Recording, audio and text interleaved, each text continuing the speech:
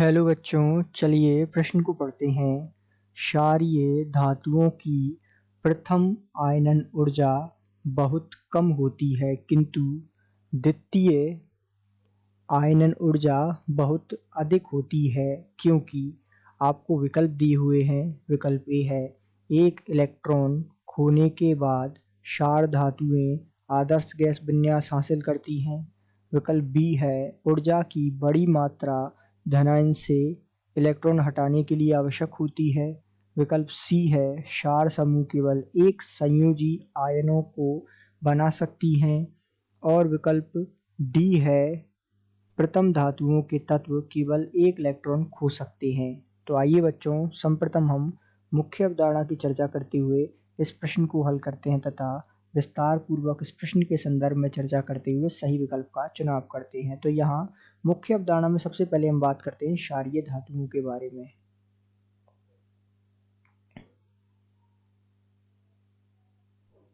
तो क्षारीय धातुएं, जैसा कि हम कुछ उदाहरण द्वारा इन्हें समझते हैं। लिथियम, उसके बाद सोडियम, पोटेशियम, रुबिडियम और सीजियम, ये वर्ग एक की धातुएं हैं जिन्हें क्षारीय धातु कहते हैं। जब हम वर्ग में नीचे आते हैं तो होता क्या है कि इनका आकार बढ़ता जाता है वर्ग में नीचे आने पर, तथा इनकी जो आयनन ऊर्जा है वो घटती जाती है वर्ग में नीचे आने पर।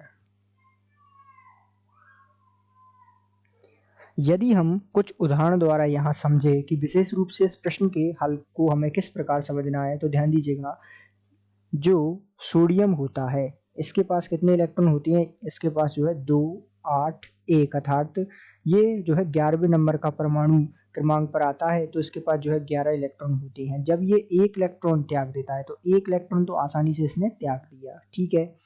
उसके पश्चात इसका इलेक्ट्रॉनिक विन्यास क्या हो गया? 2 और 8, जो कि आदर्श गैस का इलेक्ट्रॉनिक विन्यास के समान हो गया, अर्थात आदर्श गैस के समान जो है इसने इलेक्ट्रॉनिक विन्यास प्राप्त कर लिया। अब तो इस प्रकार ये आदर्श गैस के समान इलेक्ट्रॉनिक विन्यास प्राप्त करके, अर्थात जो Na+ है उसने जो है आदर्श गैस के समान इलेक्ट्रॉन विन्यास प्राप्त करके ये हो गया स्थायी। अब चूंकि स्थायी हो गया ये, तो इससे एक और इलेक्ट्रॉन निकालना कठिन होगा, क्योंकि हम जानते हैं कि हर कोई क्या चाहता है? स्थायित्व प्राप्त करना चाहता है। तो ये अपना स्थायित्व खोना नहीं चाहेगा। तो जब इससे द्वितीय इलेक्ट्रॉन हम निकालेंगे तो बहुत ही कठिन होगा, अर्थात वो जो है द्वितीय इलेक्ट्रॉन के लिए जो आयनन ऊर्जा होगी वो बहुत ही उच्च हो जाएगी, क्योंकि स्थायी है ये। बहुत ही आयनन ऊर्जा कैसी होगी? बहुत उच्च हो जाएगी, क्योंकि ये स्थायी है, इस कारण से। इसी प्रकार एक और सामान्य उदाहरण द्वारा हम इस बात को स्पष्ट रूप से समझते हैं। जैसा कि हम जानते हैं कि जो लिथियम होता है, लिथियम जिसका सामान्य इलेक्ट्रॉनिक विन्यास हम देखें, अर्थात इसका क्रमांक है 3, तो ये जो है 2, 1 इस प्रकार का विन्यास रखता है, अर्थात 1s2 ये जो है इसका इलेक्ट्रॉनिक विन्यास होता है। जब इससे एक इलेक्ट्रॉन त्याग देता है Li++ इलेक्ट्रॉन, तो इसका इलेक्ट्रॉनिक विन्यास हो जाता है 1s2, जो कि एक उत्कृष्ट गैस या आदर्श गैस के इलेक्ट्रॉनिक विन्यास के समान आ जाता है।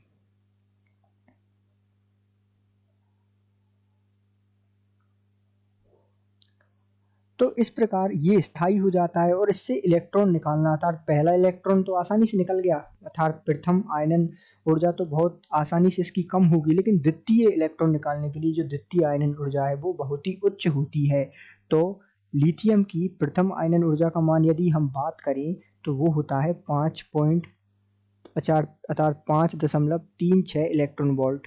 और जो द्वितीय आयनन ऊर्जा है वो बहुत ही उच्च हो जाती है, अर्थात पहले से जब हम द्वितीय की ओर बढ़ते हैं तो ये बहुत ही उच्च हो जाती है, जैसा कि प्रश्न में हमसे कहा है। तो इसका मान बहुत उच्च होकर हो जाता है 88.6 इलेक्ट्रॉन वोल्ट। इस प्रकार से अचानक इसकी जो है इलेक्ट्रॉन जो है ऊर्जा में अचानक उछाल आता है, क्योंकि ये स्थायी से हमें इलेक्ट्रॉन निकालना पड़ता है, क्योंकि हर कोई स्थायित्व चाहता है, तो इससे इलेक्ट्रॉन निकालना मुश्किल है। तो इस प्रकार हम कह सकते हैं कि जो क्षारीय धातुएं होती हैं वो प्रथम आयनन ऊर्जा तो उनकी बहुत कम होती है, क्योंकि एक इलेक्ट्रॉन निकाल के वो स्थायित्व प्राप्त कर लेती हैं, लेकिन द्वितीय आयनन ऊर्जा उनकी बहुत अधिक होती है, क्योंकि वो स्थायित्व जो प्राप्त कर चुकी है उससे इलेक्ट्रॉन निकालना बहुत ही मुश्किल है। तो इस प्रकार हम कह सकते हैं कि एक इलेक्ट्रॉन खोने के बाद क्षार धातुएं आदर्श गैस विन्यास हासिल करती है, जिसके कारण उनकी द्वितीय आयनन ऊर्जा बहुत उच्च होती है। तो इस प्रकार हम कह सकते हैं कि दिए गए प्रश्न का सही उत्तर विकल्प ए है। आशा करते हैं आपको समझ आया होगा। धन्यवाद।